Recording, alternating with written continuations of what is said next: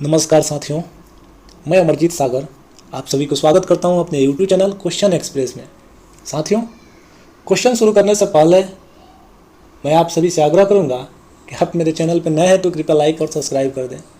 साथियों, साथ साथ यही कहूँगा कि कोरोना से बचाव करना बेहद ज़रूरी है, क्योंकि ये इतना विकराल रूप ले लिया है जिसका कोई हद हिसाब ही नहीं है।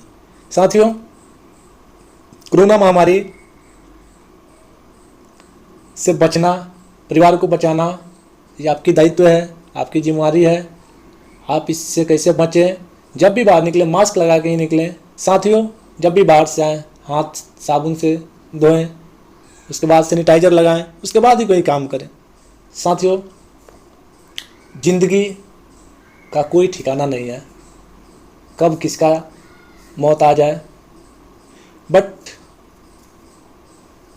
मैं जानता हूँ और आप भी जानते हैं कि मौत तो अपने हाथ में नहीं है, लेकिन मौत से अगर बचने का उपाय सरकार ढूंढ रही है।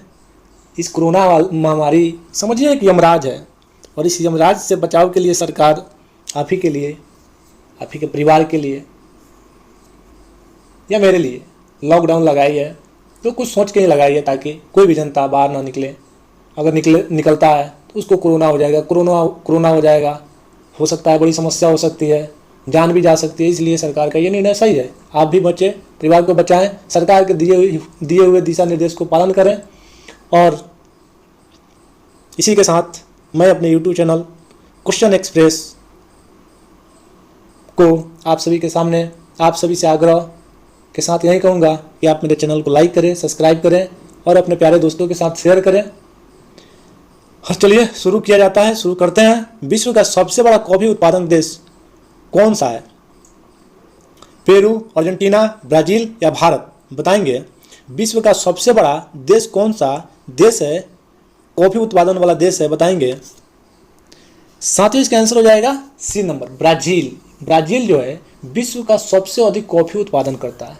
साथियों, एक बात और याद रखेंगे कि अगर भारत में पूछे कि कॉफ़ी का सबसे ज़्यादा उत्पादन कहाँ होता है तो ये कर्नाटक में होता है। याद रख लेंगे, है ना। चलिए आगे बढ़ते हैं। दूसरा क्वेश्चन है, संविधान सभा की पहली बैठक की अध्यक्षता निम्न में से किसने की थी? पहले ये जानना हम लोग को बेहद जरूरी है कि संविधान सभा की पहली बैठक कब हुई थी। साथियों, संविधान सभा की पहली बैठक 9 दिसंबर 1946 ईस्वी को हुई थी, और दूसरी बैठक 11 दिसंबर, नेक्स्ट 2 दिन के बाद 11 दिसंबर 1946 ईस्वी को हुई थी। साथियों, पहली बैठक की अध्यक्षता सच्चिदानंद सिन्हा के द्वारा किया गया था। याद रखेंगे। 3 नंबर क्वेश्चन देखते हैं। मानव शरीर का सबसे व्यस्त अंग निम्नलिखित में से कौन है? बताएंगे। मानव जो शरीर है इसमें कौन ऐसा अंग है जो कभी रुकता ही नहीं है, कभी थकता ही नहीं, वो हमेशा अपने कार्य में लगा रहता है। चाहे आप सोएं, जागें, कोई काम करें, उससे कोई मतलब इसका नहीं रहता है। बताएंगे। साथियों, ये हृदय है, जो हम लोग का धड़कन है, ये हमेशा 24 घंटा क्या करता है? जब तक हम लोग मर नहीं जाते हैं तब तक ये धड़कता रहता है। यही है मानव शरीर का सबसे व्यस्त अंग, जो कभी रुकता ही नहीं है, कभी थकता ही नहीं है। आगे बढ़ते हैं और 4 नंबर क्वेश्चन पे आते हैं। किस पर्वतीय स्थल को सप्तपुड़ा की रानी के नाम से जानते हैं?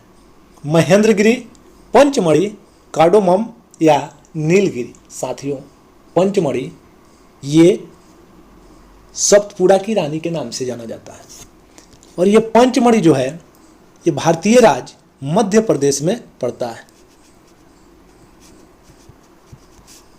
साथियों, ये एक टूरिस्ट प्लेस है, कभी मौका मिले तो आप भी जाइएगा। चलिए 5 नंबर क्वेश्चन देखा जाए। विद्युत हीटर में कुंडली बनाने के लिए किस तत्व का प्रयोग किया जाता है? बताएंगे। विद्युत हीटर में कुंडली बनाने के लिए किस तत्व का प्रयोग किया जाता है? तांबा, नाइक्रोम, एल्यूमिनियम या लोहा? साथियों, आप सबको पता होनी चाहिए कि विद्युत हीटर में नाइक्रोम तार का प्रयोग किया जाता है। इसलिए किया जाता है ताकि वो क्या करता है, ऊष्मा ज़्यादा उत्सर्जित करता है हीटर, और जो तार होता है, नाइक्रोम जो तार होता है, उसकी गलन क्षमता बहुत अधिक होती है। इसलिए नाइक्रोम का यूज हीटर में किया जाता है। चलिए आगे देखते हैं। किस भारतीय नेता को देश बंधु के नाम से जाना जाता है? जीएस राय, राजेंद्र प्रसाद, चित्तरंजन दास या आचार्य नरेंद्र देव? साथियों, आपको पता होना चाहिए कि देश बंधु के नाम से चित्तरंजन दास को जाना जाता है, और वहीं कहे दिन बंधु के नाम से किन्हें जाना जाता है, तो CF एंडुज को कहा जाता है दिन बंधु, और देश बंधु की बात हो तो चित्तरंजन दास। चलिए देखते हैं 7 नंबर क्वेश्चन है, मवेशी जानवरों के अपशिष्ट से कौन सी गैस अत्यधिक मात्रा में निकलती है? कार्बन डाइऑक्साइड, मीथेन, सल्फर या उपयुक्त सभी? साथियों, मवेशी जानवरों के अपशिष्ट से मीथेन गैस निकलती है, जिसको अपशिष्ट मतलब होता है गोबर, और गोबर से हम लोग गोबर गैस में मीथेन का प्रयोग होता है, और मीथेन का खोज किए थे CB देसाई ने, याद रखेंगे। 8 नंबर क्वेश्चन देखते हैं, भारत में रेलवे तंत्र कब स्थापित किया गया था? 1969 ईस्वी में, 1753 ईस्वी में, 1953 ईस्वी में या 1853 ईस्वी में? 4 ऑप्शन आपके सामने है, सिर्फ बताना है कि भारत में रेलवे तंत्र कब स्थापित हुआ था या किया गया था। साथियों, इसका आंसर हो जाएगा डी नंबर। रेलवे तंत्र 1853 ईस्वी में स्थापित किया गया था। ये लॉर्ड डलहौजी के शासनकाल में किया गया था। साथियों, एक बात और याद रखेंगे कि रेल दिवस 16 अप्रैल को मनाया जाता है, और एक बात और याद रखेंगे कि जब रेल की शुरुआत हुई थी तो मुंबई से ठाणे के बीच में शुरू किया गया था, 34 किलोमीटर की दूरी को तय किया गया था। चलिए 9 नंबर क्वेश्चन देखते हैं, निम्नलिखित में से कौन संयुक्त राष्ट्र सुरक्षा परिषद का अस्थायी सदस्य नहीं है? अमेरिका, ब्रिटेन, जर्मनी, चीन? बताएंगे। साथियों, इसका आंसर हो जाएगा 3 नंबर, जर्मनी। जर्मनी जो है संयुक्त राष्ट्र का सुरक्षा परिषद का अस्थायी सदस्य नहीं है। अस्थायी सदस्य है अमेरिका, ब्रिटेन, चीन, फ्रांस और रूस, याद रख लेंगे। चलिए 5 होता है अस्थायी सदस्य। चलिए देखते हैं 10 नंबर क्वेश्चन है, इनमें से किस फसल का ज्ञान वैदिक काल के लोगों का नहीं था? जौ, गेहूं, चावल या तंबाकू?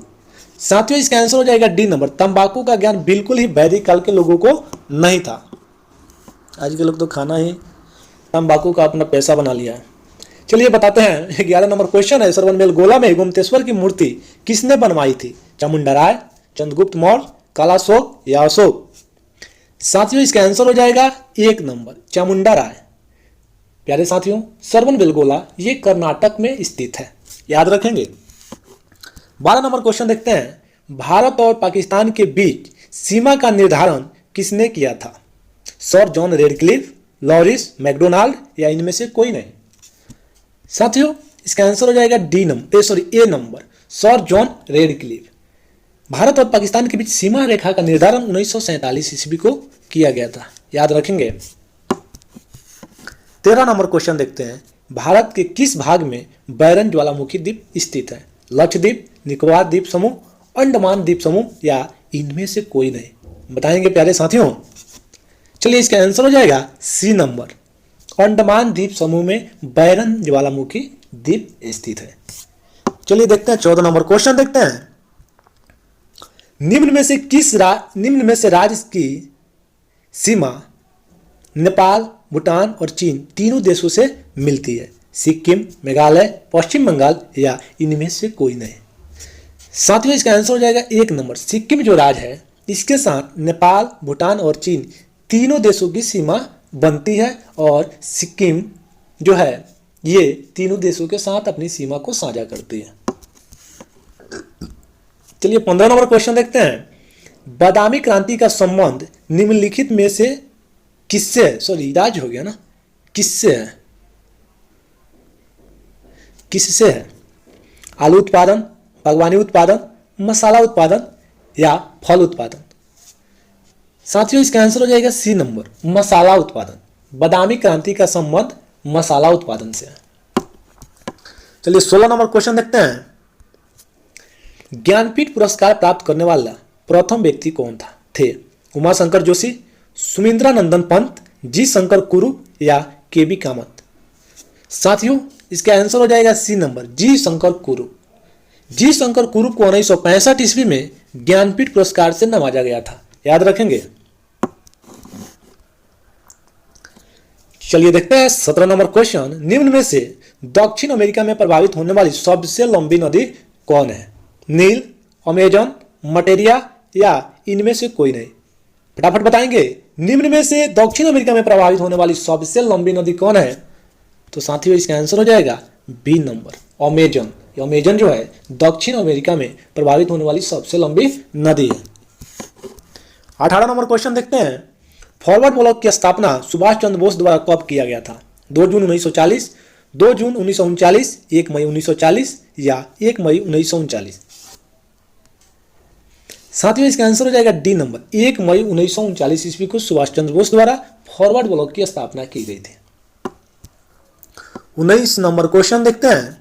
गांधी जी द्वारा साबरमती से दांडी तक की यात्रा में कुल कितना दिन लगा था? 26, 24, 34 या 31? बताएंगे कितना दिन लगा था? साथियों 24 दिन पैदल यात्रा में लगा था। वो प्रतिदिन 10 किलोमीटर चलते थे और लगभग ये 240 किलोमीटर की दूरी तय करके साबरमती आश्रम से दांडी तक की यात्रा को संपन्न किया था।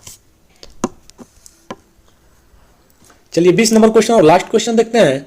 ब्रिटिश के साथ बेसिन की संधि निम्नलिखित पेशवाओं में से किसने की थी? बाजीराव प्रथम ने, बाजीराव सेकंड ने, माधवराव ने या बालाजी विश्वनाथ ने? साथियों इसका आंसर हो जाएगा बी नंबर, बाजीराव द्वितीय ने, यानी सेकंड के साथ बेसिन की संधि हुई थी। साथियों याद रखेंगे बेसिन की संधि 1802 ईस्वी में हुई थी। प्यारे साथियों अगर यह वीडियो आप सभी को अच्छा लगा, हेल्पफुल लगा हो तो आप मेरे चैनल को लाइक करें, सब्सक्राइब करें और अपने प्यारे दोस्तों के साथ शेयर करें। साथियों इसी तरह का मॉक टेस्ट मैं डेली लेके आता हूं और आशा करता हूं कि आप सभी को अच्छा लगता होगा। तो चलिए अगले नेक्स्ट वीडियो में मिलते हैं, तब तक के लिए आप अपना ख्याल रखिए। जय हिंद, जय भारत, वंदे मातरम। आपका दिन